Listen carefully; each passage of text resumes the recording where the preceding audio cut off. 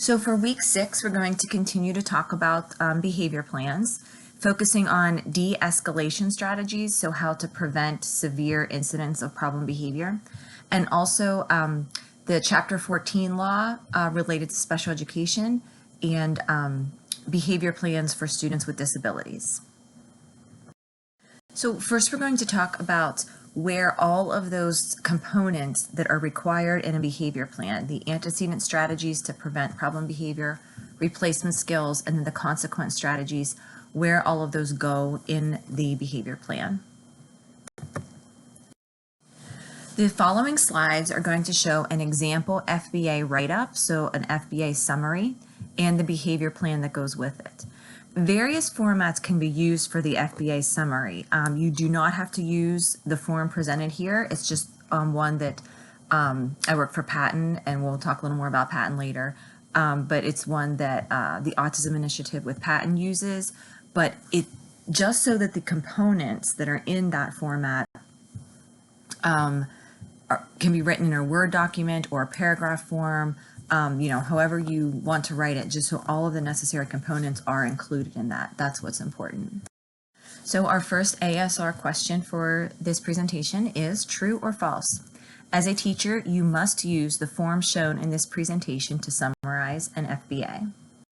And the answer is false. You do not need to use the form depicted in this presentation to summarize an FBA. It can be written up in paragraph form as long as it contains all the necessary components shown in the form. Okay, so here is the first two sections of the FBA summary. So you can see there at the very top where you can list the student's name, the site, teacher, dates, who wrote the summary, might be multiple people contributing, and then when you had the IEP meeting or the meeting to talk about the FBA results with a parent. For our purposes, what's important here is going to be the section 1, which is the actual summary. So the first thing that we need to write are the behaviors targeted for reduction. Again, very specific. So in this case, during classroom observations and confirmed by staff reports, the student engages in several problem behaviors, which include scratching, biting, yelling, crying, throwing objects, hitting, screaming, and kicking. There is a section on the right column there that says staff. We really don't need to concern ourselves with that.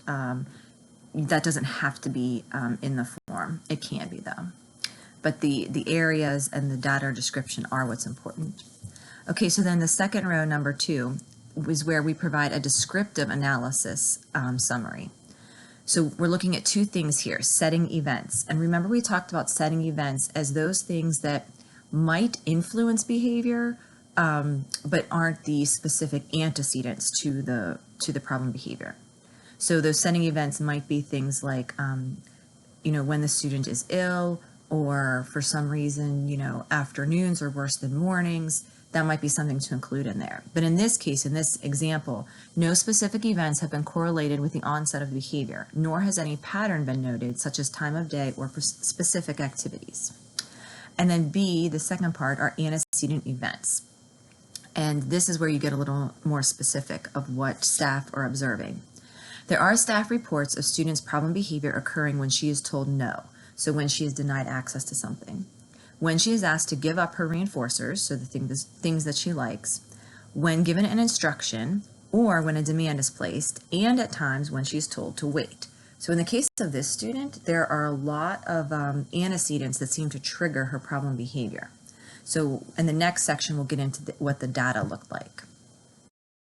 Okay, so continuing on with the form to section 3, this is where you include your frequency data or your baseline rate. And we talked a lot about how we collect frequency data. And in this case, it wasn't just frequency data, it was antecedent behavior consequence or ABC data. And there you would just list the amount of time that you collected the data. So in this case, it was for 3 weeks of school. You could also do, 10 consecutive days of data, however many many days you collected the data, you would write there. You want to have at least 3, preferably 5 to 10 or more to get accurate data, but at least 3. So then it shows that there were a total occurrence of 182 episodes of problem behavior. And when you divide the 182 total episodes by the number of days data was collected, that gave you an average daily rate of 13 episodes per day. So that is the baseline rate, that's the frequency. About 13 times per day she was engaging in this problem behavior. So number 4 is the functional analysis data. And this is where you can attach graphs, summary charts, which kind of clearly show the function of the behavior. So in this case, when the teacher analyzed the antecedent and behavior and consequence data, it showed that in the task, demand, or non-preferred activity condition, there were 62 episodes. And then in the told no or interruption of activity or waiting conditions, there were 120 episodes. And why they combine those together is because, remember, we're looking at socially mediated negative reinforcement, meaning escape or avoidance of things that someone doesn't want to do. So tasks being presented, demands being presented, having to engage in non-preferred activities, that all falls into that category of socially mediated negative reinforcement, of which there were 62 episodes. The being told no, so denied access to what the student wants, interrupting them from something they like to do, or being asked to wait for something that they want, all fall under that category of socially mediated positive reinforcement, because they want access to something, they want to be given something. And 120 fell into that category. And you can see the chart below. They did in the chart break it up into those, but when you combine the told no, wait, and interrupt, those all were more than the demand condition. Okay, so then the teacher looked at those results of the ABC data, and that gave us her statement of hypothesized function of behavior. So the results of the ABC data suggest that the primary function is socially mediated positive reinforcement to maintain access or to access or to maintain access or to access a reinforcer. The secondary function was identified to be socially mediated negative reinforcement to avoid or escape demands. There were some situations that had an unclear antecedent or function, which the team will further evaluate throughout the intervention process with careful analysis of the data and the student's response to intervention. So you saw in that previous graph how there was an other section. Those were episodes that the couldn't really be coded clearly as was it escape or was it wanting something that they couldn't have or having to wait for something. So that's okay, that happens sometimes. But based on this data, the other two were much more clear. And the one, you know, they were both problematic, but the one, the socially mediated positive, had a little bit higher. So that's why it's considered the primary function. And then the socially mediated negative, or the escape, is considered the secondary function.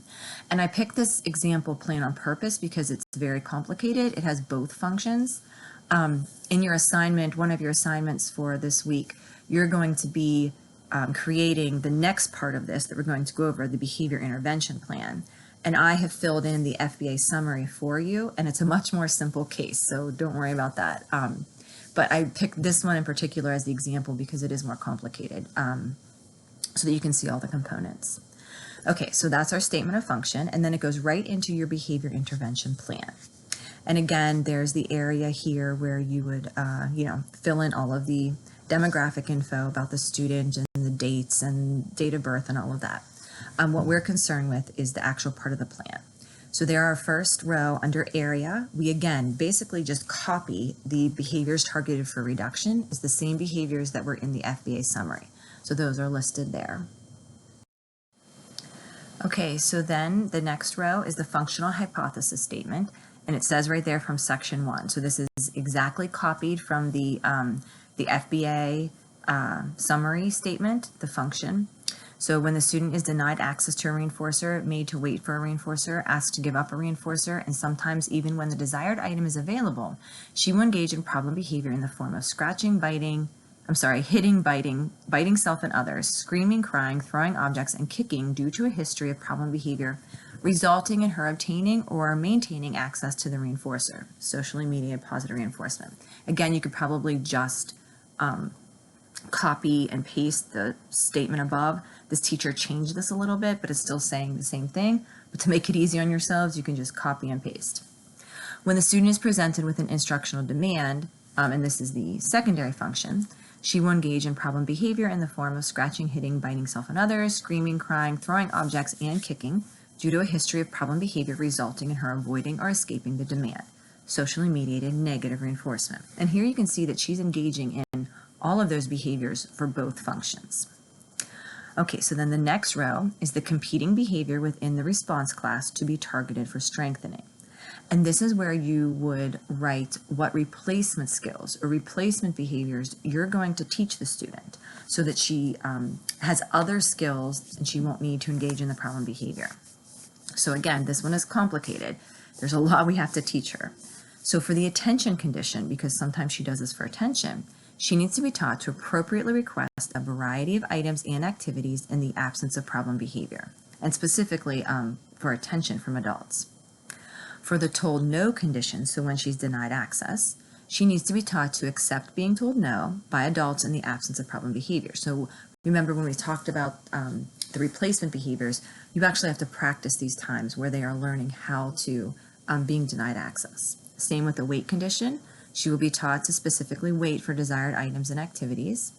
For the interrupt condition, she'll be taught to give up reinforcers and when appropriate to transition.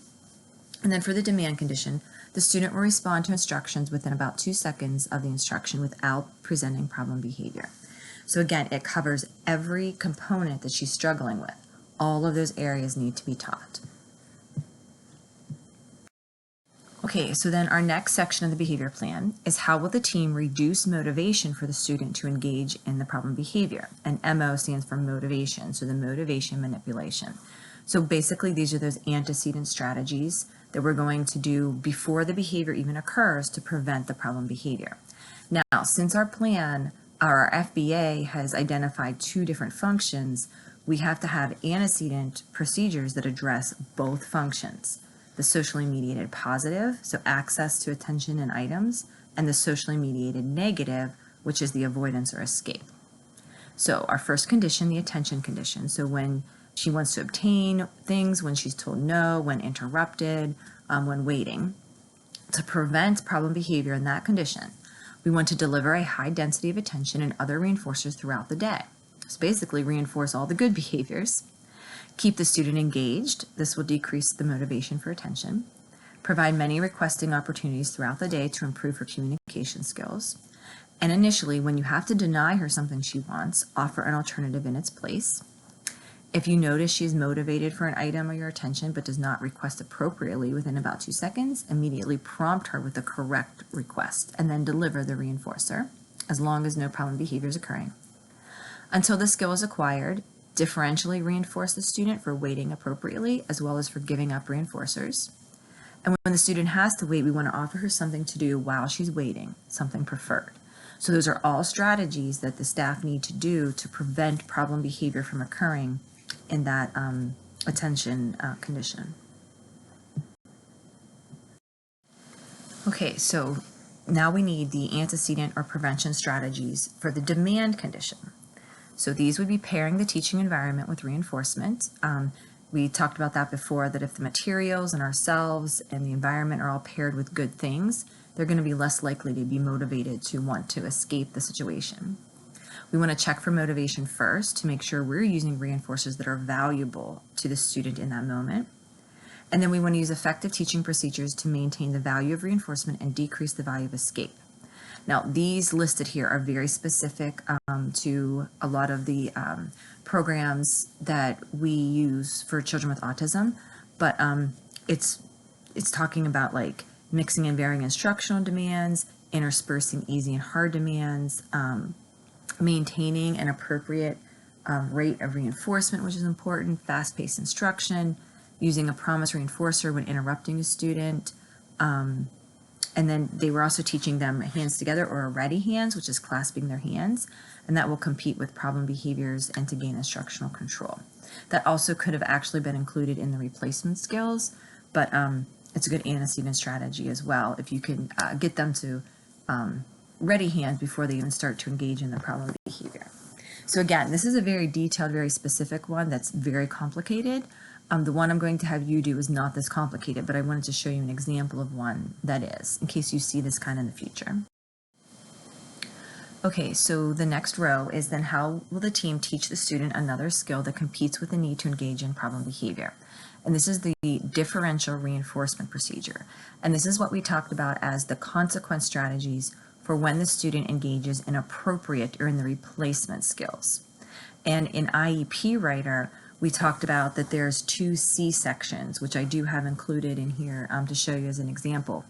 One of the C's is what to do as a consequence when the student engages in appropriate behaviors, and that's what this section is, the differential reinforcement, versus the consequence strategies to use when the student engages in the problem behavior. So in this case, in the attention component, whenever possible, staff will immediately differentially reinforce the student for any appropriate requests emitted. The tool no denied access. If at any time the student accepts no appropriately, though she will be immediately and differentially reinforced. It is suggested to limit the naturally occurring times where she will have to accept no as much as possible until she has mastered it when we're teaching her those skills. And same with the wait condition. If at any time she waits appropriately during naturally occurring situations, she will be immediately differentially reinforced. So you can see a pattern here with it's basically whenever the student does what she's supposed to do in these areas that we're working on, we want to immediately and positively with a lot of reinforcement reinforce that behavior. Okay, and this is continuing with the consequences for when the student engages in appropriate behaviors. And in the demand condition, when the student begins to comply with the teacher directed instructions within about 2 seconds, or readily transitions with no problem behavior, she will be immediately differentially reinforced. Again, better reinforcement. All right, so then our last section is how will the team be sure that engaging in the target behavior for reduction does not result in reinforcement? So this is that extinction procedure. What will the team members do when the student engages in problem behavior? What are the consequence strategies to ensure that behavior does not contact reinforcement, and then that behavior will be placed on extinction? And again, you have to address both functions in this case because both functions were identified. So in the access to attention or tangibles condition, you'd make sure the student is not accessing attention or reinforcers when she is engaging in the behavior, as this will increase those in the future if she gets reinforcement during those times. So if she engages in problem behavior to obtain, keep an item or attention, you want to remove or block access to all reinforcement when problem behavior occurs. You do not engage in comments or dialogue with the student or make direct eye contact with them. That becomes non-productive and gives attention to the problem behavior. Block any self-injurious or aggressive behaviors. Wait for calm or problem behavior to stop, and then start a silent count to at least 5. After the counts, as long as there's no problem behavior, you prompt the appropriate way to ask for what she wants or to ask for attention. And then when she appropriately asks for the item or your attention, you reinforce accordingly, which would be, you'd still reinforce, but you'd reinforce a little bit because she did have some problem behavior. Important thing is to put that break in there. However, if the item she wants is not available at that time, after the count with no problem behavior, you would offer an alternative reinforcer instead. Okay, so then in the demand condition, what you would do as consequence strategies if a demand was placed and then she engaged in problem behavior, you would block any self-injurious behaviors or aggressive behaviors, block access to any reinforcers, do not give direct eye contact or have dialogue comments with the student, continue to present the demand about every 2 to 3 seconds with a firm but neutral voice until she responds in a cooperative manner, and follow with at least 2 additional easy demands that she has she has a high probability of doing. If there is cooperation, completing 2 or 3 compliant demands without problem behavior, reinforce cooperative behaviors immediately. If not, just repeat steps 1 through 4. So again, this is a very, very detailed behavior plan, and it is important to have details so that anyone picking up this plan knows exactly what to do in each situation. What do I do if problem behavior occurs following a demand? It's right here. What do I do if problem behavior occurs because she wants something? It's listed there too. Okay, and then we're going to, the last section there is how the team will verify if the intervention is working, which we'll cover on the next slide. So how are we going to verify that this intervention is successful? So remember we talked about the importance of data collection and progress monitoring and reviewing that data. So frequency, count, and duration of problem behavior will be collected to monitor the effectiveness of the intervention and decreasing problem behaviors. They don't need to collect ABC data as much anymore. They determine some functions, but they still want to collect frequency and duration data to make sure it's working. So here's the criterion for mastery: 10 days in a row of 0 occurrences of problem behavior. And then in addition, they are going to collect data on the acquisition of target requests, the wait program, accepting no program, and transitions. Because remember, they need to teach all of those skills to the student. So they also have to have data to show that the student is making progress in those areas as well. Then the next row just goes in case there's any emergency procedures. This is very district specific, and whatever the team decides for that student is important, but those should be listed in there, especially for students who may engage in unsafe behaviors. And then this form also includes staff training procedures to make sure that staff training on the specific interventions and data collection are conducted by, in this case, consultants and the internal coach. So this is just an example FBA summary that leads into a behavior plan. Again, this is a very, very detailed one that's complex, but I wanted to show you that as an example. And again, it doesn't have to be in this form, but you could see all of the necessary components were included in that. In IEP Writer, the form will look a little different, which I do have a copy of that for you. It's an annotated version as well, so it can tell you where to put each section. Okay, so now we're going to get into the positive behavior support plan and how it looks in the IEP.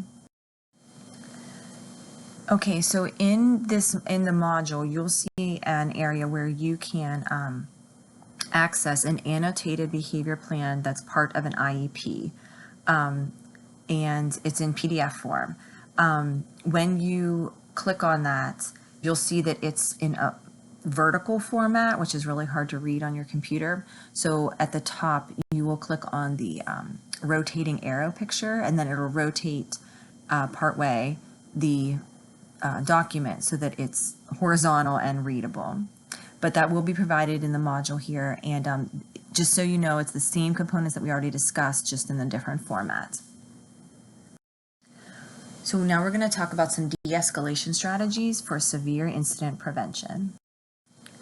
Okay, so in the cases of more severe problem behavior, such as severe self-injury, aggression toward others that has the potential to harm, and/or property destruction that could result in harm or injury of the student or others, you should not use extinction procedures that risk escalating problem behavior to these unsafe levels. There are times where you may have to reinforce some problem behavior to prevent escalation. So we talked a lot about, when a student is engaging in problem behavior, we need to put that problem behavior on extinction by not letting the behavior contact reinforcements so that the behavior will fade away. In some cases, one of those extinction procedures is kind of keeping on the demand for a demand that the student is capable of doing, and for behaviors that are not going to escalate to unsafe levels. But this is where we talk about, if the student is one of those students with these severe, very harmful behaviors, then we wouldn't be looking at those extinction procedures. So very important to keep in mind. So we want to look at, for these types of students, we want to look at a lot at precursor behaviors. And precursor behaviors are these low-level behaviors that often lead to other more severe problem behavior, meaning low-level, meaning very low severity. For example, a student pounds his fist on the table, frowns, and says something like, "I'm starting to get mad," before escalating to severe aggression toward others. The pounding of the fist on the table, frowning, and vocalizations indicating he is getting mad are the precursor behaviors. Okay, so this brings us to ASR number 2, our question. True or false? Always use extinction procedures to make sure problem behavior never contacts reinforcement, regardless of how severe the problem behavior is. And the answer is false. There are times in which extinction procedures would not be appropriate. There are times in which you may have to reinforce some problem behavior when safety is of concern. ASR number 3 question. Precursor behaviors refer to A, low-level, low-severity behaviors that have been shown to lead to more severe problem behavior, B, severe problem behaviors, C, appropriate behaviors, D, those behaviors that you may have to reinforce to prevent more severe behaviors, or E, both A and D. And the correct answer is E, both A and D. So those are those low-level, low-severity problem behaviors that have been shown to lead to more severe problem behaviors, and those are the behaviors that we may actually have to reinforce or want to reinforce to prevent escalation. So in these cases we're talking about where we have severe incidents, you would include in the behavior plan, in the consequence section, that when the student demonstrates the precursor behaviors, de-escalation strategies will be implemented, and then you would list specific de-escalation strategies, and those would be dependent on the particular student and the function of the behavior. For example, for the student who demonstrated the precursor behaviors on the previous slide, which was the pounding fists, the frowning, and the making vocalizations about he's getting angry or mad, the function of his problem behavior was to avoid escape difficult and non-preferred tasks or demands. So the de-escalation strategies were to ask him if he needed help, to scaffold the assignment, or to add more prompts. So for example, when an assignment was presented to him and he would start working on it, he would start to engage in some of these precursor behaviors. The staff member would go over and say, hey, you need some help. Let me highlight that for you that you need, where you need to write. Or, okay, let's do these first two, and then we'll take a little break. So at the first instance of the precursor behaviors, those strategies were utilized. Now again, this is not with every single student who demonstrates some complaining or some problem behavior. This would be for those cases where if you ask the student to do something and they demonstrate the precursor behaviors, if you kept that demand on, it was going to get to unsafe levels. So very important to keep in mind. But that is what was used with this particular student. So in these severe incident prevention situations, it's better to reinforce the low-level, low-severity problem behavior, such as just pounding his fist on the table and saying he's getting mad, than any high-level or high-severity problem behavior. And why? Well, if it gets to the point where it's completely unsafe and then we completely remove the demand, we just reinforced those really unsafe, really severe problem behavior, and that's what we don't want to happen. We don't even want to get to that point. So in some of these cases, yes, we will reinforce a little bit of problem behavior if we need to. So once the high-level problem behavior has ended, meaning that we've prevented that consistently, it's not happening anymore, then we can address those low-level behaviors, because we do want to address those as well. Now, for small young children, we keep in mind that most aggression towards staff is not capable of causing injury or harm. In these cases, it is better to use blocking and prompting an incompatible response instead of reinforcing even low-level problem behavior. It's best to put these behaviors on extinction when the student is young or little. So a couple examples about this. I went into a classroom where they were putting a young child, a tiny little girl, in restraints, and also, not following through with the demands because she was kicking staff. And I looked at her and I was like, but she's so tiny. And yeah, it doesn't feel good to get kicked in the shins, but it's really not that bad. And this is the time and the age to get these behaviors under control. So if she's just kicking at your shins, back away. Don't stand there and allow yourself to get kicked. Back away and keep pointing at what she needs to do and keep that demand on. There was no need to put her in restraint. She wasn't hurting anyone that badly, and we'll cover restraints and the legality of that soon. But, that was not a case where we wanted to reinforce any precursor behaviors. We want to nip those behaviors in the bud when the student is young and little. They're just going to get bigger and stronger, and then we won't be able to, back away when they're trying to kick us or something. So very important to keep in mind, even like sometimes scratches or pinching. Yes, that doesn't feel good, but a lot of times if we can just deal with the problem behavior when they're young and little, and even if we get scratched or pinched a little bit, we have to follow through. That's better than reinforcing it when they're little, and it's just going to get worse as they get older. So very important to keep in mind. Okay, continuing with our severe incident prevention. When imminent harm is present, for example, a student, any age, any size, is ready to run across the street, you will run after the student, you will use vocalizations and attention, and you will physically not allow them to run across the road.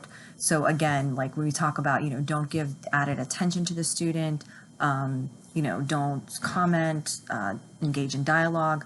There are going to be times where you need to do those things because there's really imminent harm. And then you probably even offer a reinforcer to get them back into the classroom. Know that, that may reinforce that, and we may have to look at how we're going to prevent that in the future, because now they may try that again because it's been reinforced. But in the moment, it's better to reinforce it than to have the student get hit by a car. This happened to one of my coworkers who was consulting in a classroom, this pretty much exact situation. And he scooped the kiddo up and gave him a lollipop and walked back into the classroom. So again, are we supposed to give a lollipop when a student has problem behavior, or physically pick up the student? No, but in the case of the kid is ready to run across the street and get hit by a car, that's what you would do to prevent them from getting injured. So in addition, you would not run a demand on procedure, meaning you're keeping the demand on if the student cannot independently perform the task. You would have to teach the skill first. So again, the demand on procedure is one of those extinction procedures we talked about, where you would keep presenting the demand or the instruction, but it has to be something the student knows how to do, or you wouldn't run that procedure. And then you want to have emergency plans and procedures established in advance so that staff know how to respond when crises do occur. Okay, so here are a list of some general strategies for severe incident prevention. And again, these are just ideas. You would have to look at the individual student and the situation. But these are things that can prevent those severe incidents and that can also de-escalate a situation. So here they are. You want to remove or secure items that are considered unsafe. Scissors, cleaning supplies, pens, pencils, staplers, forks, knives, mirrors that could be broken, etc. So again, you need to have pencils and pens and staplers and scissors in your classroom, but securing these items, if you have a student who's going to use something like that as a weapon, is very, very, very important. You want to position furniture so that others are not blocked in. You want to position it in such a way that anyone has an exit to get safely away. I was in a classroom before where someone was sitting at a kidney-shaped table, and they were backed in by the wall behind them, and then a kidney-shaped table is kind of curved, so where they were sitting in the center, the curves of the table, kind of prevented them from getting out the side, and then the wall was at their back, and a student came across the table at them and ended up injuring them pretty badly. So again, when you're in those situations where there's potential for escalation, severe problem behavior, you need to position yourself in such a way that you can back up, get out of the way, not be blocked in by furniture. You want to avoid wearing jewelry, ties, scarves, heeled shoes. Jewelry can be pulled, yanked on, same with ties or scarves. Heeled shoes, you can't move very quickly in. You want to model calm behaviors in voice and expression. So I know it's hard. We all would be getting very anxious in these situations, but to portray to the student, you need to model calm voice and expression, and that often results in them calming down as well. And constantly stay aware. I don't know how many times, I'm consulting in classrooms, and we know that this student has the potential to really engage in some severe problem behavior. So everyone just needs to stay kind of on constant vigilance with the student. When they're up and moving around, you kind of have your eye on them and your peripheral, and you're kind of positioning yourself between them and other students, just constant awareness. You want to position yourself in a way that is non-threatening to the student, but that also allows you to move out of the way very quickly. You want to offer help or ask what the student needs. So again, at the first signs of those precursor behaviors, maybe it's pacing, maybe it's anything else you've identified, you want to offer, hey, do you need something? What can I get for you? Offer help. You could also immediately then reduce the task or offer a break. I know a student who would engage in some severe problem behavior, and his precursor behavior was that he would script lines from Disney movies, but it were the lines that involved the villains of the Disney movies. So for example, Jafar from Aladdin, if you heard him start to script about Jafar, you knew that he was going to escalate into some severe problem behavior. So the teacher, as soon as she heard that scripting, she would go over and say, hey, let's go take a break, let's go swing. So yes, we're reinforcing the scripting, but that's much better than reinforcing the severe aggression. And then we want to prompt any calming strategies that have been practiced during times of calm. So again, any deep breathing strategies, anything like that, they need to be practiced not in the midst of the escalation. They need to have been practiced prior to that so that they're automatic. And then when they do start to escalate, you can see that those precursor behaviors, or you see the escalation, you can prompt those calming strategies. Okay, so ASR number 4, our question. Which of the following is not an incident prevention strategy? A, avoid wearing jewelry, ties, scarves, or heeled shoes. B, position furniture so that others are not blocked in and have openings to get safely away. C, yelling at the student. Or D, offering help or asking what the student needs. And the answer is C, yelling at the student. Students with disabilities who have behavior plans should not be yelled at, and you'll see that in the Chapter 14 guidelines that we go over, but that is definitely, well, it shouldn't be done at all, but it's definitely not going to be a de-escalation calming strategy. Okay, so this takes us into our Chapter 4 guidelines related to special education law and students with disabilities who have behavior plans. And we're not really going to cover this a lot in the slides because the section of Chapter 14 that pertains to this course is actually very short, and it's a quick read, and that will be included in one of your assignments.